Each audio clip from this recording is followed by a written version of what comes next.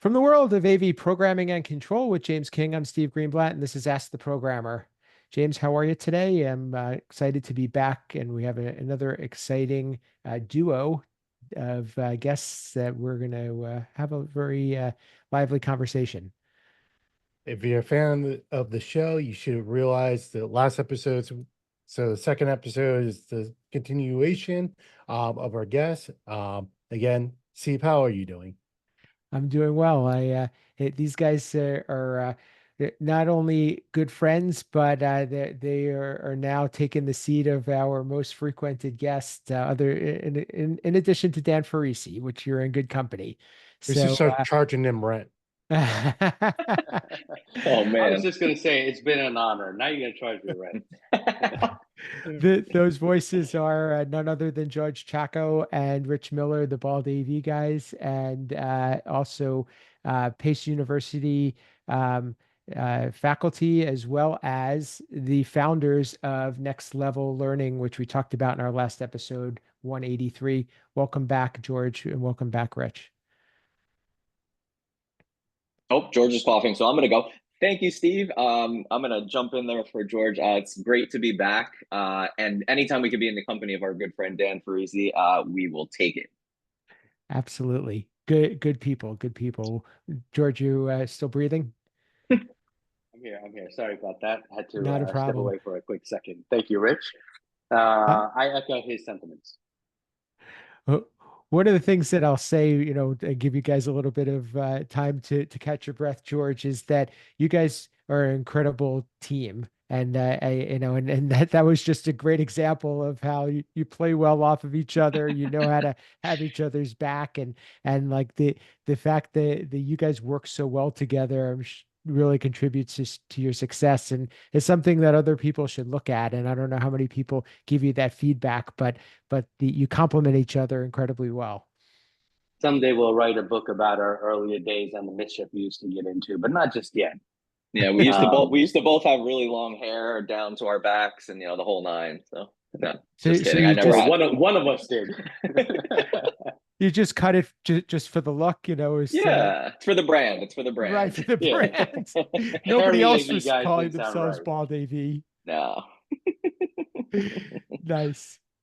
Oh man. So in the last episode, we talked a lot about Next Level Learning, which was it's a nonprofit that Rich and George created that is really meant to bring awareness of the AV industry and attract young talent and really help to provide more of that experiential understanding of what AV is. Today, we're going to talk a little bit about the upcoming AV Talent Summit. If you're listening to this in real time, we're in 2024 and November 20th and the 21st, a 2-day event. One hosted in the Pleasantville campus in Westchester, New York, and the other in New York City in Manhattan. And I'm going to let you guys talk about the details, but I will preface this with saying that I was at last year's, and that's going to be a tough one to top. So tell us how you're going to do it. Rich, I'll let you start. So first and foremost, this year we've had the pleasure of being able to run this event through Next Level Learning, which is fantastic. Shout out to the 8 sponsors so far that have been part of this. That's the reason we were able to have this event. We had 150 or so high school students last year, 50 or so industry friends, 200 plus. Running out of space in the multi-purpose room we were using. So this year we have upgraded to a bigger space for day one. So we can definitely match, if not exceed, that number again this year. We are looking forward to having, we're going to have an influencer corner. We hope to have a Vixit TV there. We're going to do a round robin kind of career fairy type session. I'm going to have a student run panel this year at the suggestion of one of our manufacturer friends. They said, why don't you have one of the students run the panel? So we're working on that. And yeah, you alluded to day 2 where Avixa has asked to partner with us, and we're going to be offering a nice afternoon session, I believe, on project management, offering some CTS RU credits, and our beautifully just about brand new, just opened in the last year or two, New York City campus in the brand new building that George just designed over the last summer or two. So yeah. Excellent. So George, what should people expect I don't know how many of our listeners did attend, but I know some were there, and we had plenty of we had a number of familiar faces. But well, how are you guys up in your game for this one after last year? Um, how are we up in our game? Well, Rich and I are jumping out of a plane, and no, I'm kidding. I'm kidding. I'm kidding.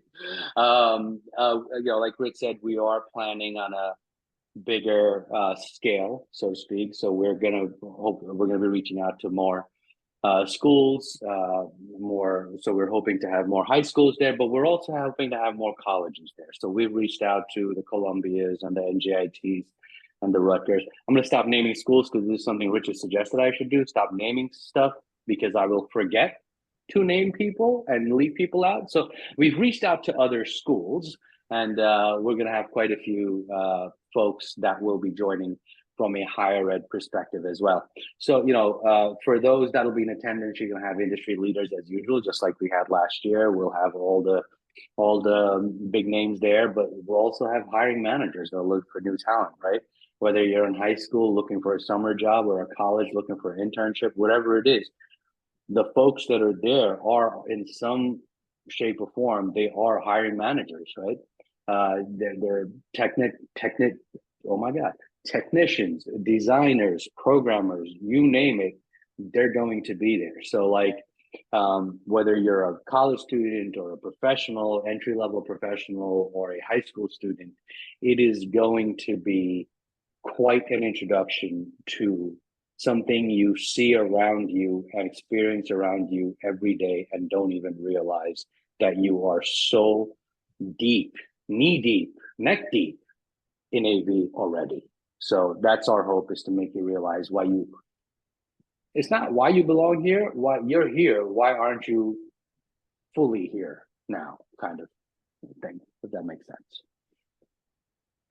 Absolutely. I mean, the passion that the people that were speakers last year was incredible. The students that were involved were just so gung ho, and it was great to see. I mean, literally be in a crowd of young people telling them this is what we do for a living, and how the a lot of them just never had heard about this before or knew that this was an opportunity, which kind of takes us back to what James has continued to talk about, is that we have to plant these seeds. James, what do you think would be what would be some advice or something that you would hope that would be included in an event like this, or what do you think would be helpful for more people to really to pique their interest? So twofold: to pique interest to attend a show like this is just, continue to beat the drum of it, get it out there, talk about it. If you think you're being annoying about it, you're not doing a good enough job. You should be annoying about it. Let people know about it, get it out there. But I think to get to play off of something that they just mentioned, I think is key, because there's something I just connected with a fellow student worker, um, is the internship.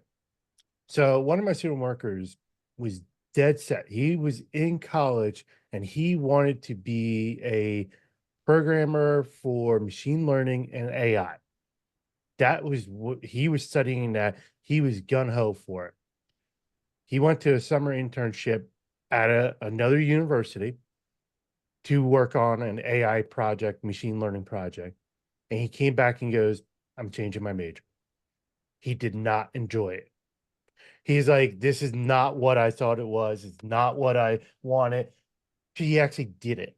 The tangible, we can sit here and read, we can make anything look pretty, but the tangible work, actually doing the physical stuff and what it takes, is what's going to either hook people or drive them away. And I think it can hook people, because the people who are loving this industry are the people who like to tinker and like to play with things. And those are the talents we want.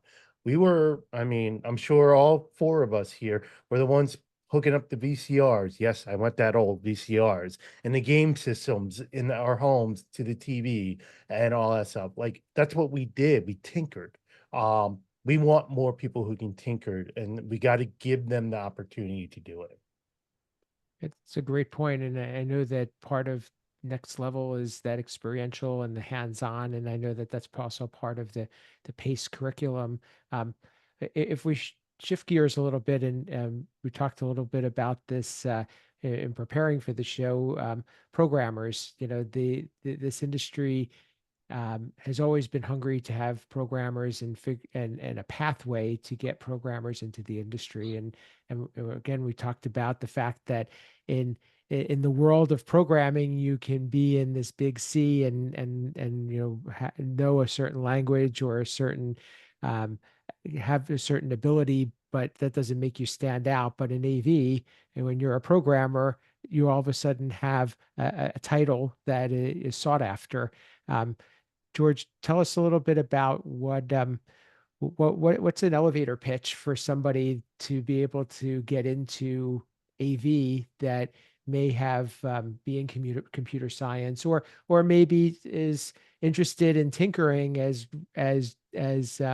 James said, and maybe programming is the next step in that. Absolutely. You want to be a cool kid? You want to be with one of the cool kids? Come become a programmer. That's what I would say.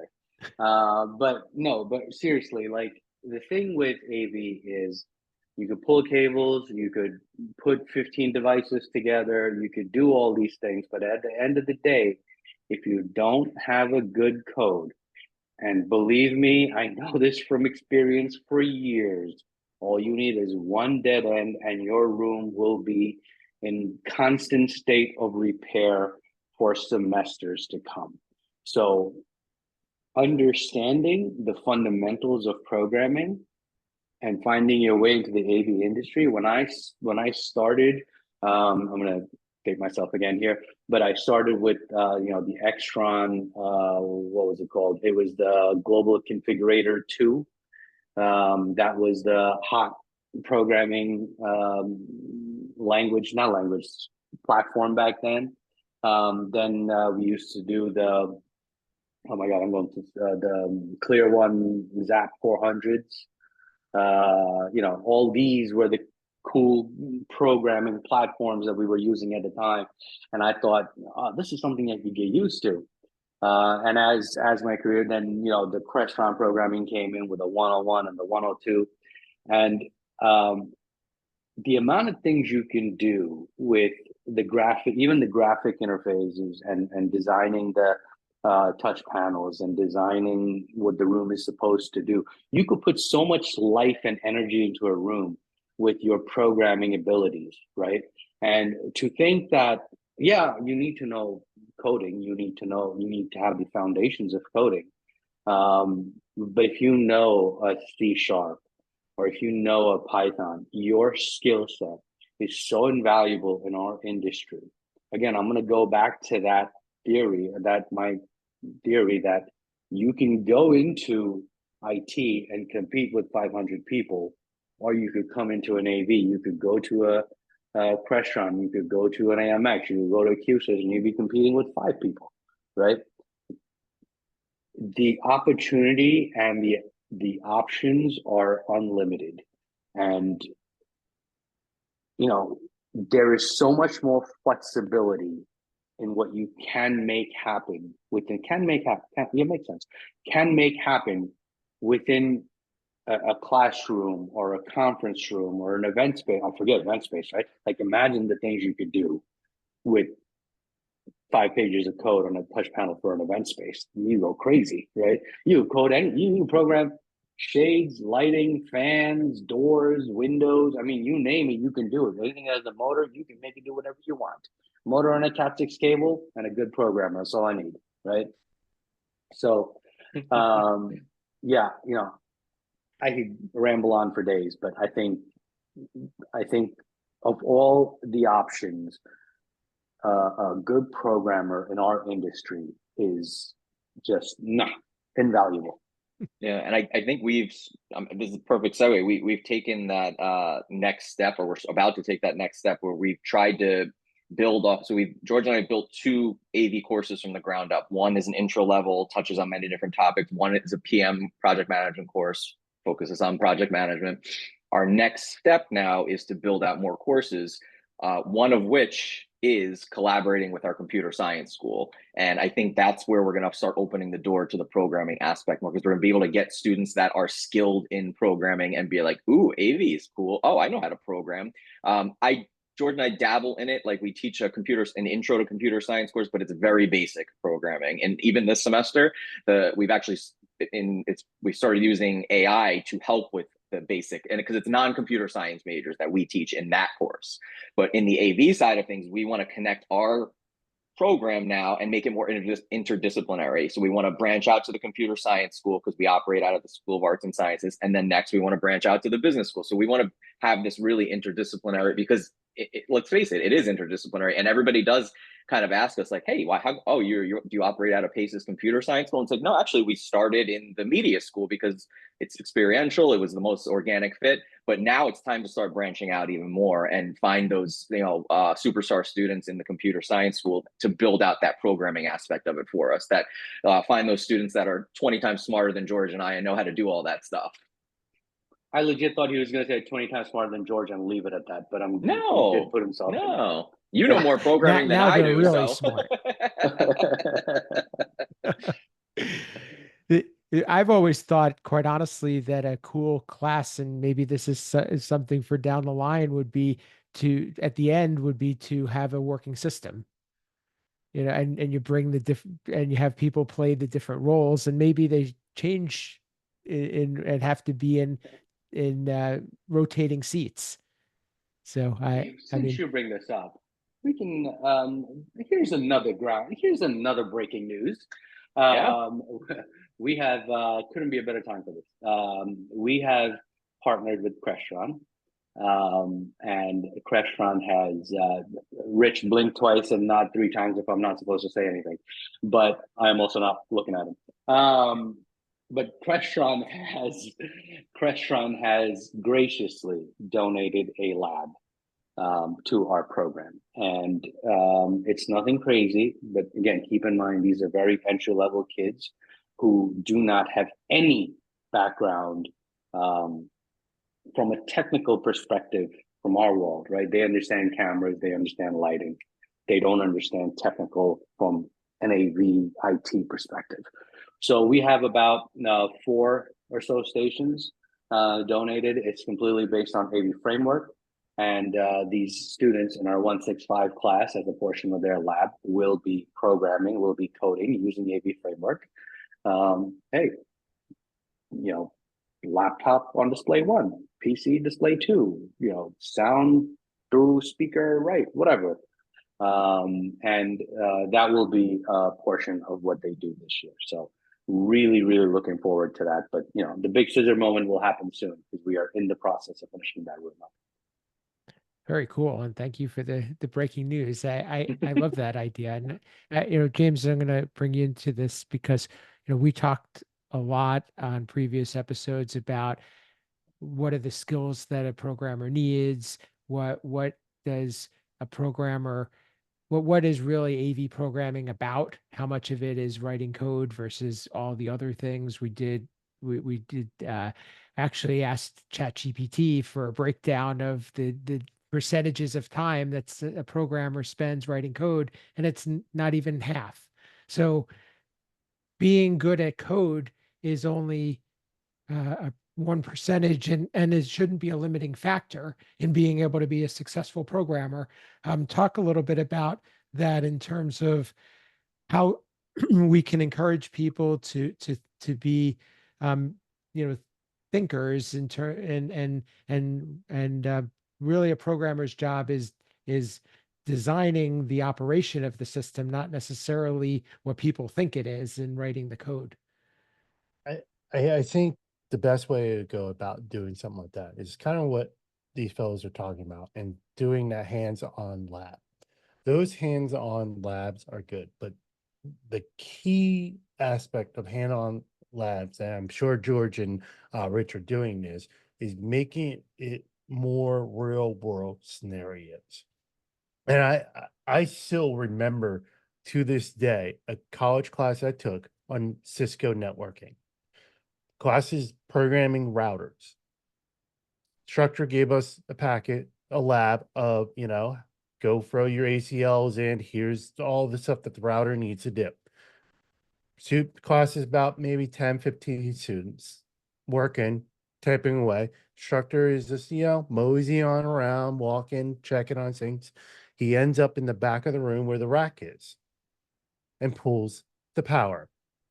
So everything's now on UPS. UPS starts beeping and goes, all right, you got 5 minutes to save your work. Real world scenario. You lose power.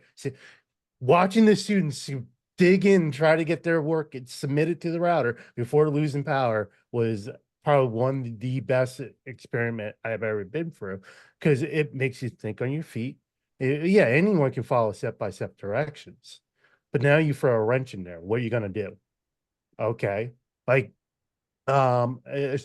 shameless plug here. Last Infocom, I teamed up with folks and we did a hands-on lab of designing a classroom. During that session, we would throw wrenches out there. One of the things is like, hey, your budget just got slashed. And then like halfway, it's like, hey, administration came back and slashed your budget. Now how you're going to do your design? Or, hey, you got to make sure you meet ADA requirements. Like, just throwing different kind of scenarios that we face in the real world. Or, hey, you're at the 12th hour and the president of the university came and go, I want to have live stream capability from this room. Did you design that in there? If not, how do you get that into there? When the president's asked for it, it got to be in there. So having those real world scenarios, I think, is what is going to develop the next level techs. James, you took me back in time, a lifetime ago. We used to train our full-time staff when we used to have the said cows, computer on wheels, and there were VGAs everywhere. The troubleshooting during training, our troubleshooting steps were me or somebody else would go in there, and we would quietly take the VGA in and plug it into. VGA in and plug it into the VGA out. And then we'd unplug the 1/8 inch in, out, whatever it is, and we'd flip it. And we'd go in, and the tech would have 2 minutes on a stopwatch to figure out what this issue is, right? And it's so funny, like it could be like you could be in the field for 10 years, and when that clock is ticking and that bead of sweat is going down, the in looks like it's in, but it's out, and the out looks like it's out, but it's in, and you just miss it every time. So that real world, real life experience, invaluable. Like there's no way to get around it. I did that with my student workers over the last winter break. We actually did some training with real world scenarios. I had one where I had 2 identical rooms. The team were broken up into teams, 2 different teams. And I actually went in and broke the rooms. And they had to go in and fix the rooms to get them functional. And there was a time they got points. So whoever solved the problem first, hit everything. And the key was to, even with the points, was not only did they have to solve the problem, it also points were communication. Like, how do you communicate to the end user, hey, there's a problem here. Let me work on it. Like how that communication was done. Was it documented? Like all that, things that people forget. You lost points if you didn't do those properly. And then I also did 2 other scenarios where one was, it's a brand new faculty member who has never used the room, take them through the room. And then I had another one who I had a really good person play of an angry faculty member that nothing in the room is working, and how you handle that. Even in our PM course last semester, we told them, here's a blank check, design whatever you want. And there was, credit to creativity. There was somebody that he was like, like sliding glass so you could use as a whiteboard or a TV screen. Oh, that is really cool. Now, who's using that? They're like, well, no, but who's using it? Like, if the faculty is going in there, do you really think they're going to be doing all this crazy Minority Report kind of situation? Faculty want to go in there, they want to throw their PowerPoint, they want to teach, they want to get out. Like, you know what I mean? It shouldn't be rocket science when you're in a classroom. So, yeah, you can do a lot of cool stuff, but is that needed? Like, when you put it in there, is 2% of what you put in there is that was being used, right? So it's definitely real world. I love the fact that we touched on troubleshooting because that's so critical to the success of a programmer. And I think if I remember correct, James has said a quote, something goes similar to just because you can do it, that doesn't mean you should do it. So I think that kind of sums that up a bit. But kind of let's bring this full circle as we close out. The AV Talent Summit is just the first step in this uh, journey of not only next level learning, but also in continuing to attract more attention to the AV industry. Um, Rich, can you share a little bit about what you think will be up and coming after this year's event? Is there a plan to do more of these? Is there a plan to go outside of Pace University? Yeah, so we have definitely some plans on tap. Shout out to Gary and Brad who are helping work behind the scenes with us to get all the committees up and running that we George and I didn't really realize all the heavy lifting that needs. So I want to give them a public shout out because they've been really integral behind the scenes with everything been going on. We're our plan long term is to bring the Talent Summit down to Florida and at some point out towards our friend James King on the West Coast. We're not sure how far we're going west yet, but creating some sort of support triangle. I think we use the Chicago Bulls triangle offense as a analogy because our friend Alicia Henley popped that in our head years ago, and we are sports people, so that's that. We've started to reel back a little bit, so I think we might start on a smaller scale in the Northeast in the near future and then start to build it out. But we do have bigger plans to take the Talent Summit on the road. And there's definitely a lot of things coming up. We're really just getting started. Like, this is just the beginning. The Talent Summit is just the beginning of a lot of great things that I think are going to come out of this. And again, we just want to offer this to this to this area again, get these K-12 kids in there, connect with our partners, but also then be able to replicate that, right? And start building this out elsewhere and share, not only what we're doing with Next Level, but share what we're doing with this AV program. Because I think we've said it all along, we're not trying to keep this a secret. We've had so many conversations with other schools. We were just at NJIT a few weeks ago. And luckily got to do a Wawa stop on the way back and get some coffee and some food. And we want to partner with other universities. We want to share what we're doing.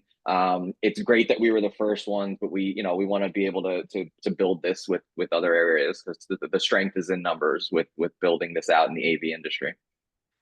Absolutely. Mr. King, I just want to say the hoagie from Wawa was absolutely delicious. Gotta hit us, don't you? We're still open to a Wawa sponsorship, as I understand. Yes, 100%. But yeah, it really fits in well to the spirit of HETMA and just the way of sharing amongst the higher ed vertical and how this something like this can be a framework that others can use and make their own and build upon, and it's just fantastic. So thank you guys again for being on and for sharing this. Just to remind everybody, the AV Talent Summit is in New York on November 20th and 21st. Rich, how can people get in touch with you, learn more about Next Level Learning, learn more about the summit, and get more involved? Let's say that. Yeah. Thanks, Steve. The nextlevel.org is our website. You can join the Next Level organization there as a student or individual membership.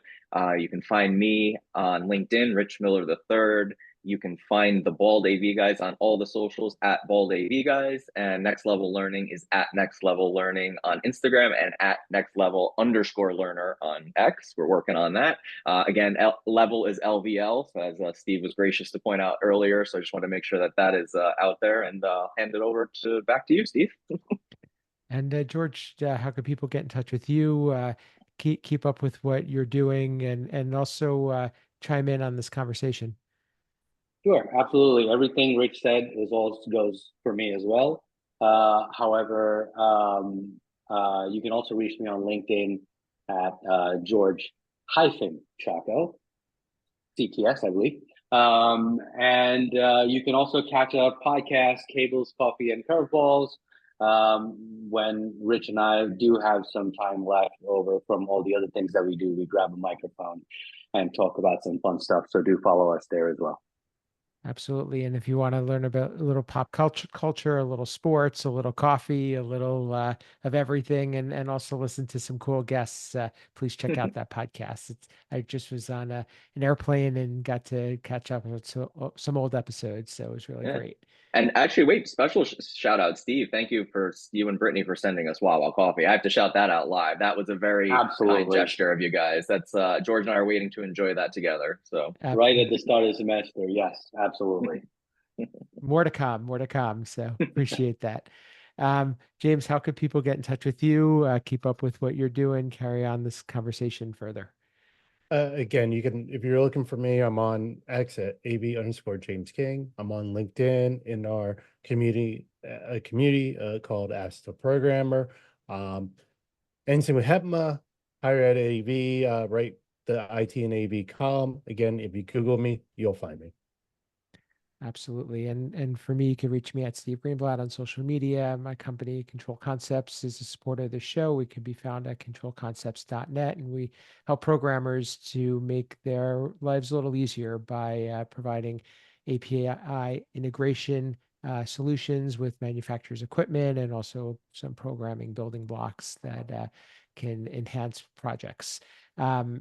Please, as James said, join our LinkedIn group, Ask the Programmer, where we do some polls and have some conversation, and where we hope you'll be able to find George and Rich as well. And you can leave some comments there on this episode, and also make sure to get involved in Next Level Learning, and provide some ideas, because these guys are very open-minded, and all it took was a conversation where James came up with an idea, and it turned into a whole lot more. So everybody can make a difference and make an impact, and contribute to success. And I really believe that our industry is full of passionate people, and there really are far more people that are joining the industry than are leaving, and which means that we're doing something right. So for our podcast, you can catch it on YouTube, the video version, or your favorite podcast player on audio. And we'd like to hear from you. We'd like to know what you want to hear more about. If you'd like to be a guest or ask a question, or provide a topic, we're all ears. So please do so and reach out to us. And until next time, this has been Ask the Programmer.